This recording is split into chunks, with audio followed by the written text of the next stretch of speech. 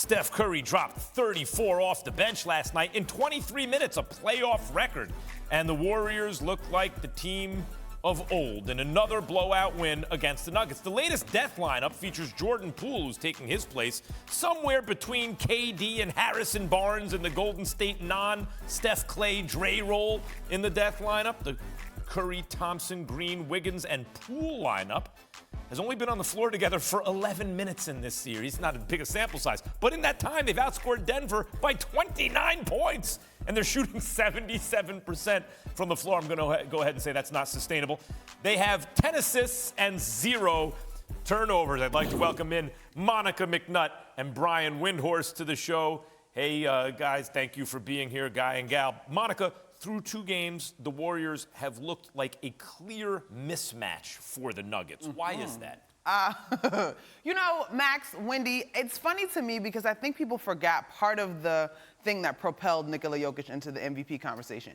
Yes, the stats were historic, but it was also, look what he's doing without the top 2 guys on his team outside of him, right? And so now, to me, more than anything, that is just flat out glaring in terms of this team doesn't necessarily have the athletes or the scoring or the speed to keep up with this Warriors squad. You know what's such a shame about that is when last seen it was Jamal Murray who, when it mattered most, became the best player on the team. Yep. And it would have been great to see, can Jokic do that? Can he elevate and be the best player type guy on a team with a chance to win? But they don't have a chance to win, do they? I think this is done. I'd be surprised if they get one.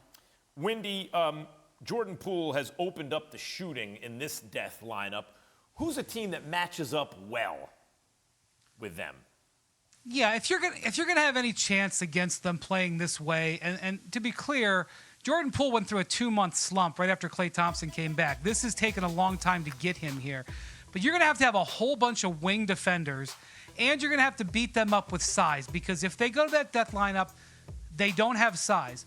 The prototypical team to deal with them, believe it or not, is the #1 seed Phoenix Suns. They have a whole bunch of athletic wings that can defend on that roster, and they have terrific size. They have 3 different centers on their roster who can give the death lineup, or really any lineup that the Warriors put out their problems. So as I've watched this awesome display the last 2 games, it's really just gotten me more excited for the possibility of a Warriors-Suns conference finals, even though we're a month away from that. Yeah, for sure, because the Suns rose in the Warriors' absence. Now the Warriors look like they're back, but I agree with Wendy in that a lot of teams have 3-and-D guys by reputation, but the Suns actually have 3-and-D guys, I would say. Monica, you heard who Wendy thinks is a bad matchup for the Warriors, but I really want to hear what you have to say about another team Phoenix should watch out for. Okay.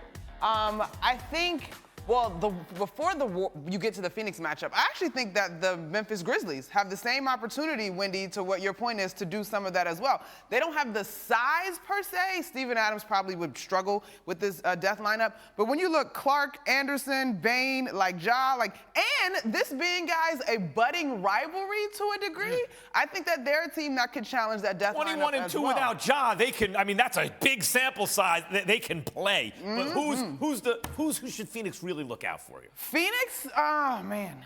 I don't. The Warriors. It's the Warriors for me. What about in the East, Monica? I'm trying to lead you. Oh, you were going over there?